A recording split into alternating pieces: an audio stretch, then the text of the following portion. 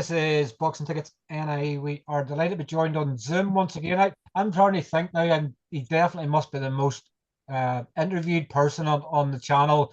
Your interview 951, I'd say you're probably nearly close to about 30 or 40 interviews now, but delighted to be joined on Zoom once again with the Kingdom Warrior, Kevin Cronin. How are you, mate? I'm all good. I'm all good. How are you? All's fantastic. The weather's brilliant. I keep saying to everybody, it's a wonder day. Obviously, that viral clip it was out a couple of years ago, or someone saying it was a wonder day in Belfast, blah blah blah. But great to see a bit of good weather. Um, Obviously, been speaking to a few of the fighters this week. It's sort of making weight around side it, and I guess sometimes it makes them last couple of days of camp easier for people. How are you enjoying the downtime with this good weather? You're probably going. We'll have an ice cream. It's so easy to stay on the wrong side of the fence whenever the good weather's out there. Yeah, yeah. Look, I do my bit of eating, but I'm a healthy person in general. Kind of, I don't know. I was very unhealthy when I was younger, so it's kind of made me a healthier person now.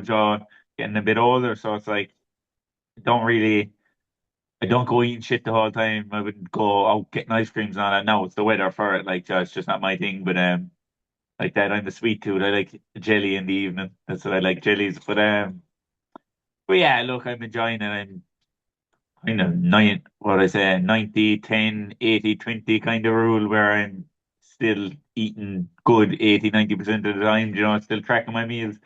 Still, I'd say Marie thinks I'm mad at this stage, still weighing out every single ounce of a meal I'm making from eggs in the morning to everything that's going on the food scales, so just what I'm used to at this stage. But yeah, at the same time, it's still kind of my holiday mode because, as I said, I was taking a bit of time off because the body needs it. The body needs it. It's not broken or anything, but I'm forcing myself to take it because I know things are only going to get bigger and better from here and getting tougher and camps are getting tougher. And I felt that in the last one. That was a really tough camp, especially being away from home so much. So I'm forcing myself to make use of the time and, giving the people around me the time they deserve too because, I'm away from home a lot when I'm in camp. So yeah, I'm gonna enjoy the first summer I've probably been able to enjoy with about 8, 9 years. So I'm going making use of this one.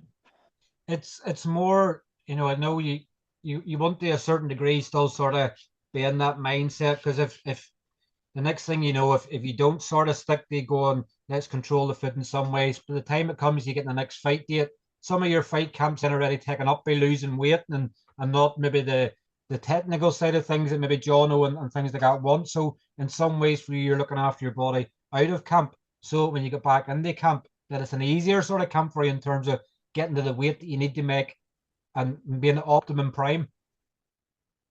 Yeah, but when you say that to me, it surprises a lot of people when they see the size of me, fucking 6'2", touching 6'2", making 168. People are probably thinking I'm kidding myself. It's so easy, so easy. I've That's the second time I've made 168. Where at the start of fight week.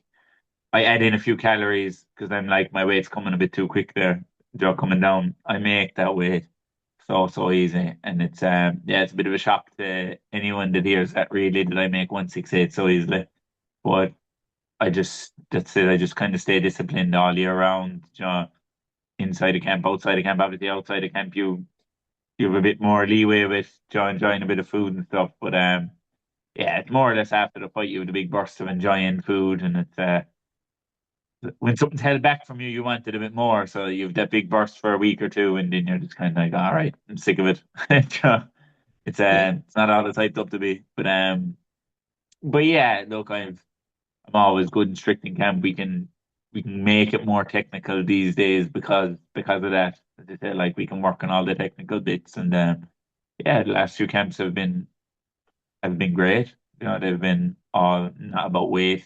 That's since I brought the nutritionist on board, it was to take all that away. It was to stop making camps about putting down weight or 50% cutting weight, 50% in the boxing, where we can just keep it, 99% on boxing and just keep that 1% for the weight.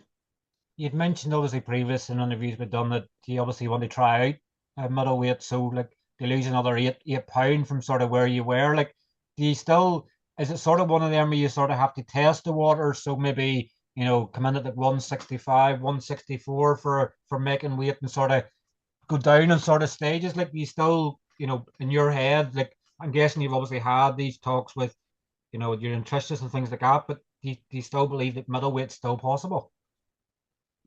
It'll definitely be a test of water because when we were coming to 168, there was probably no need. We knew we'd make it.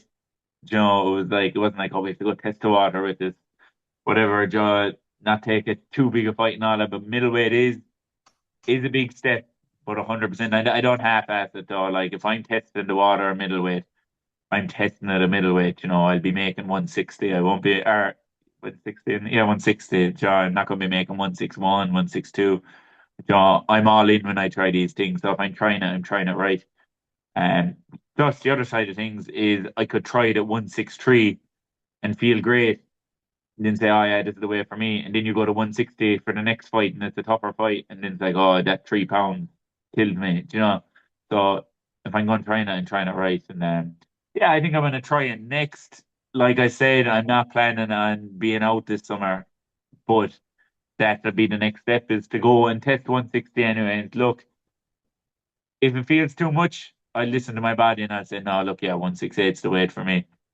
But if I feel great at it, it's just another weight class that gets the fun fights from Kevin Cronin. That's all it'll be. But yeah. Look, I've said it with a while that I wanted to test it, and I think I have my opportunity now where I can just take a step back just for a few months and test out a new weight class. Like I said, I think when I said it to you day one, you were like, "Oh, you're a bit mad," I'd stay away from it, but I'm all in. Look, I came all the way down from, my first fight was 118 kgs. That's another 8 pounds.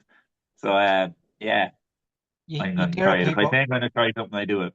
you hear of people going up in weight. Obviously, you have your multiple weight world champion and things like that. And there's you starting, as you say, 118 kilos, you're sort of moving your way down. Like, I guess it's the curious sort of nature of you to go, how good would it look with an extra 8 pound off? Obviously, from making weight, Yeah. you obviously then put it on more before fight night. But like, it's that curious sort of thing to go. People always go, it's finding the perfect weight class and going, my punches, if I land on someone at a 160 classified fight, it might do more damage than fighting someone at super middle or someone at light heavy. So you just want to test the waters to see how good you can make yourself in the ring. Exactly. Look, if I never try, you'll never know. So like that, I don't want to try it in 4 or 5 years' time and they'd be like, shit, why didn't I do this 4 or 5 years ago? I felt great there. I would have been flying there.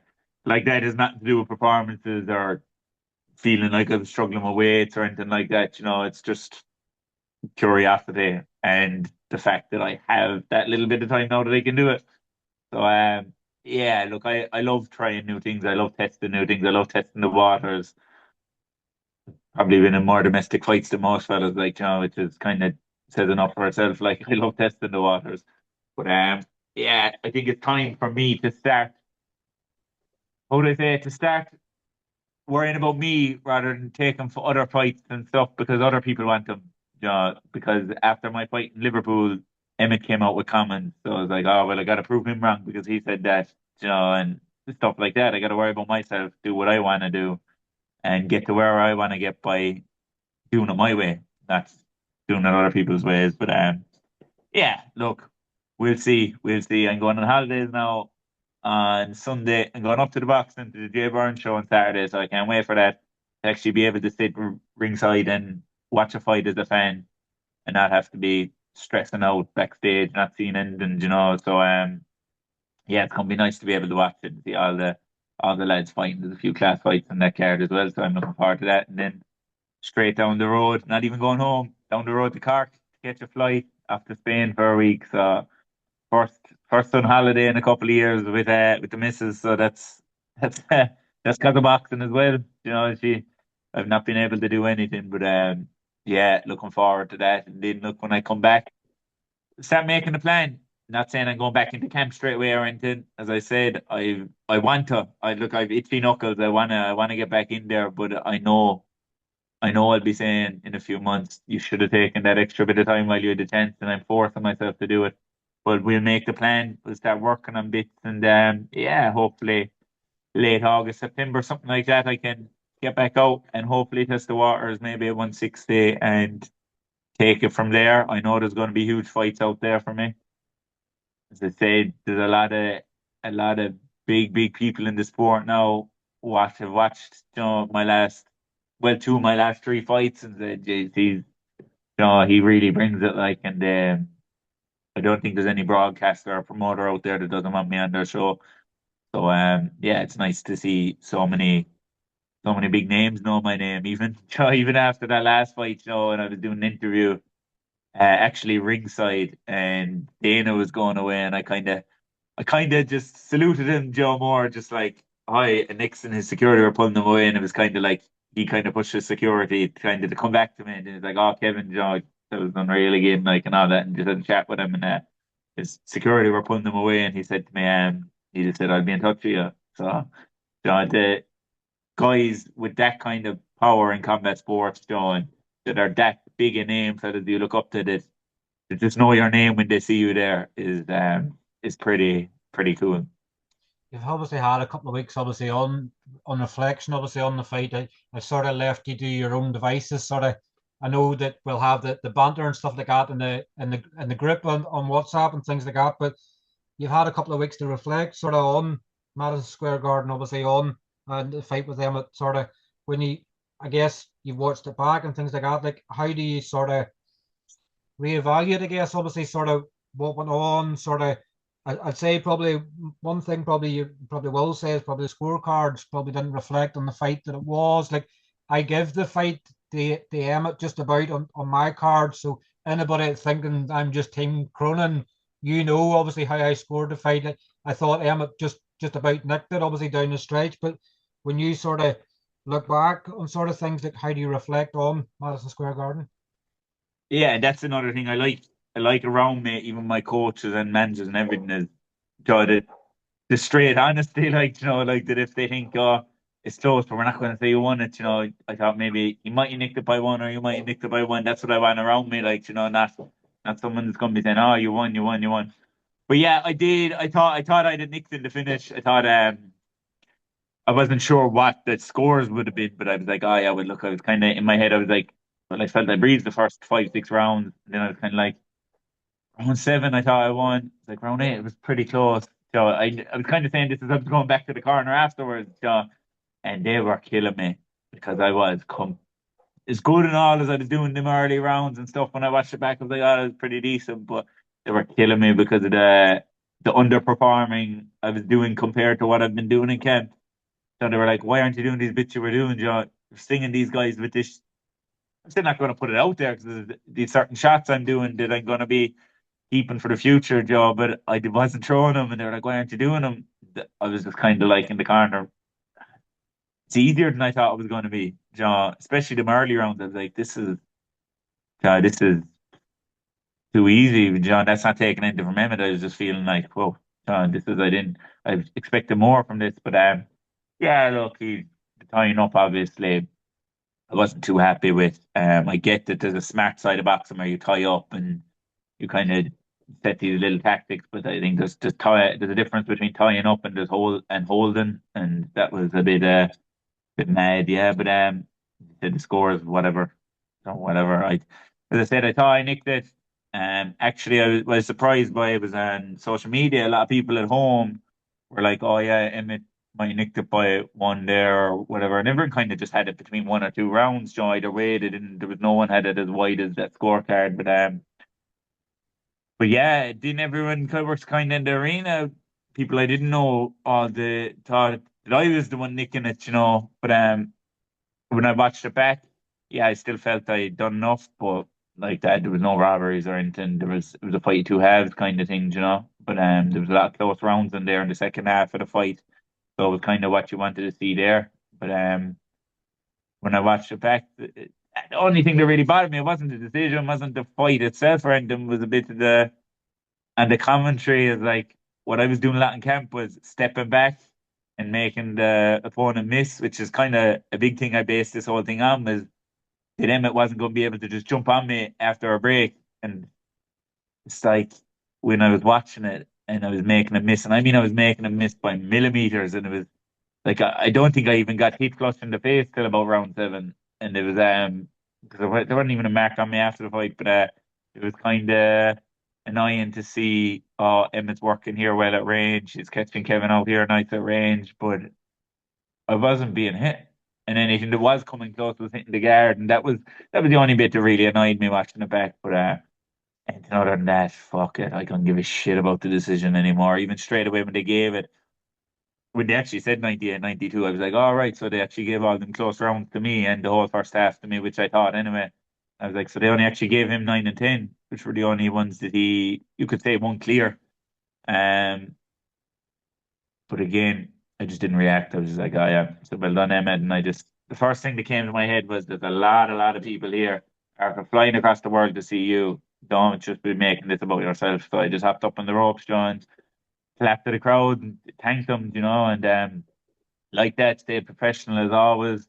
Went into Emmet's dressing room afterwards, thanked him, congratulated him, walked out. Did not know about the whole reaction thing that he done to my crowd after the fight. Um, honestly, if I knew it, there wasn't a fucking hope I was going into that dressing room to congratulate him. Sometimes I'm just a bit too nice, and that's it's probably my downfall. But fuck it, it is what it is. Um, like I said, I just want to move on to bigger and better things. The only thing I probably would be open to in Ireland would be if Emma wanted to go again. But look, we know he's not going to want that. We know he's just going to go off with his 2-0 thing and all the best, yeah. You sort of, is it probably a sore one for you? The fact that obviously we know with the Jamie fight that was given a draw in Galway, obviously the first fight with Emmett in the three arena, does it annoy you probably more the fact that the closing rounds where he won the fight, where you're sort of going, if you probably didn't fall into that trap and start chasing him around the ring, you could have maybe won them rounds and you could have had the victory. So it was like more, it wasn't the judges maybe sort of done you this time. It's probably you closing out the fight that probably done you yourself. Is that probably harder for you to take? Yeah, it just switched off. It wasn't tiredness, it wasn't anything like that. I actually wasn't even feeling the pace in there. It was just like I don't want to say it because it sounds bad saying it, and I know I'll get backlash for saying it, but it was like I got a bit bored in there, and it was like, just that not game. Like he's just holding every time I come in. I probably smother my work a bit too much in points as well. So look, I'm not getting into it. I couldn't care less. You know, he talked enough about how he was going to stop me in the first fight. Talked enough about how he's an exciting come forward fighter. Maybe I fell for that trap, thinking he was something that he makes himself out to be that he isn't. So look, it is what it is, as I said. Let's move on to bigger and better things. If he wants to go again, I'm here. If he doesn't, then whatever, I just move on and I say best of luck to you. I've I've no ill feelings towards him, as unhappy and all as I was with some of the reactions after. Given the reactions that I gave to him, it's just kind of, I was like, why am I being so nice to guys like this when they're just going to fucking throw a bit of disrespect to my crowd? And remember, these are the people that came all the way across the world and paid for tickets to see us fight, you know. Um, I know people can get involved sometimes through social media and all that, because social media is a great place, but it's a horrible place at the same time. Um, but like that, these people still came across the world to see us fight, and look, it is what it is. I've no ill feelings towards him. He seems like a nice fella. Maybe just reacted badly at the time, but I just wasn't a bit happy with that. But yeah, look, like it is what it is. I move on to bigger and better things. But as I said, the door's open for if he wanted the trilogy, if he doesn't, whatever. Speaking away, obviously from yourself, obviously it's probably great for you in some ways. Obviously your manager McConnell, obviously are in the fight. Like he's back in the ring. Obviously he fought the week before. Like, is it good for you now that the last, since you obviously ever have been signed with Mick, he obviously wasn't fighting. He's now back in the ring, and he's now obviously he's not just come back. Like I think his next fight looks scheduled potentially for Dublin, potentially for Belfast. I don't want to give too much away, but he's obviously going to be fighting for the European titles. It's good to see. Great for you, obviously, that your manager's back. Like, I guess that gives you a good boost at the fact that potentially, obviously, fighting on an undercard with him and things like that. Does that sort of that excites you, the fact that you appearing on the same card as your manager now? What's your thought process on Mick being back? Yeah, it's class. It's class because look, even before I started making stuff, the boys knew I was always a big fan of him. Even they knew that actually before I ever met Mick because I would have kind of known Jamie before me, and like they knew I was, you know, I was as long, even though I was working alongside him, that was going towards the Galway card that I was a fan as well. And yeah, it's class. Look, I'm still a fan as well. You know, I just know him a lot better now, and you know, good friends with him now. So yeah, look, and I'm not too sure on the dates and stuff. I think Mick's coming down to Dublin the next day, so I just gave him a message and we'll chat there. Look, he'll kind of, you know, because I can't really talk to him about what we do next because at the same time I said I'm pulling myself back trying to rest. But it's like I don't need to be rushing things anymore because I know it's nothing but big fights out there for me. Whereas before I was trying to get myself into position to be known for these big fights. Whereas now I'm like, just take the rest. The fights are there. Um, but yeah, so hopefully I'll be able to get to actually watch mixed fight instead of being on the card as well. And but yeah, look, no doubt he'll do the business there and go on to huge fights. And yeah, hopefully I'll be on sharing the card with him. And big fights myself as well. But yeah, it's class. It's class to see him back. Speaking obviously, finally, obviously then in Dublin, obviously this weekend, obviously, you're obviously in the group with us, obviously with JB Promotions, obviously the 14 fight card in the stadium, live in the zone all around the world. Like, I know obviously your teammate David Kennedy's on the card, but like, what Yeah, fights are you looking forward to seeing this weekend? Like with four Celtic or Irish title fights in the card, five 50-50 fights, obviously including the Irish domestic fight. Like, what fights are standing out for you the most on the card on Saturday? I like exciting fights, and I think the Peter Carr and Daniel Daniel Sullivan. Sullivan one. I think they're both just going to come at each other, and I think that's going to be class. I'm looking forward to that one, but obviously I'm looking forward to Dave's one first. John, seeing Dave fighting all that, but yeah, there's some good fights on it. Is it three title fights? Four There's title fights. fourth. What's the fourth? I know you've Glenn, So, you've Deco, so you're you Senan and have Deco, you have Peter and Daniel, you have Glenn Byrne and Charlie Lopez, and you Paul Loonan and Miles Casey. sorry, yeah, I forgot the Luna one was the title fight, but yeah, like. There's so many fights to be interested in there. As a fight fan, it's unreal. But also as a fight fan, I'm looking forward to the Carr versus Sullivan one. I think that is that's that's a war just waiting to happen. I can't wait to see what way it unfolds. And it's not one of the ones you'd be like, oh, but one of them might take the back foot and try box. I just think they're both just gonna go at it, and it'll be kind of like after the first few rounds, if they're both still in there who's going to whatever make the adjustment to boxing in and all that. So it's going to be that's going to be an exciting one. But I'm looking forward to the Sinan and Declan Garrity one as well. I think that's it's an interesting fight because it's like Declan's obviously experienced, is you know, a big amateur career, has been in a lot of big fights in the pros, and Sinan's up and coming. So it's like and Sinan's had a few like good wins as well domestically. So it's a hard one to call, Joe. You could look at it and say, "Oh, I think Declan's going to win because of this reason," and then you're going to say, "Oh, yeah, but Simmons, Joe, he's fresh, he's coming up like this, and he's, Joe, I know it's a hard fight to call. I couldn't tell you who's going to win that one. Could not tell you who's going to win that one. The real sit in the fence one, and I see a lot of people are kind of sitting on the fence with that one, for that reason. Um, but they're all exciting, like the Paul Loon and Miles Casey one, and then Glenn Byrne's obviously been very active and like that. It'll be and the guy he's fighting on is one last, isn't it? So Yeah. yeah, that's they're all good fights. They're all good fights. But for me, I just love seeing two come forward fighters absolutely go at it. And so that's the one I'm really looking forward to. But I'm looking forward to all of them. But look, need David Kinney to do the business first, you know, and then we can sit back and relax and enjoy all the rest of the fight.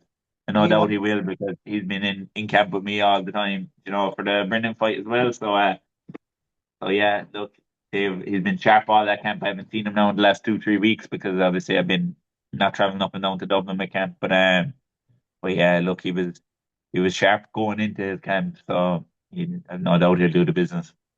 you as a fan, you want your money's worth, and you want wars, you want really good fights. Like you're probably like a Tyrone McKenna type where you'll not watch a fight if it's sort of, at length, sort of. You just want to get in there, get in the middle of the ring in a phone box type fight. Go at it, yeah. Want every fight on Saturday night just to be a phone box, just a war.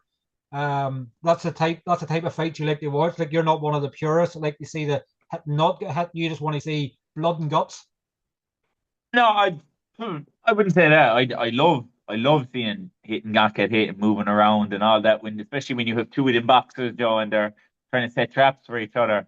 But I just think when you're looking at this card and you see the two boys and one of them, it's not like one of them's a boxer and one of them's a puncher, and you're like, oh, what'll they do for the adjustments?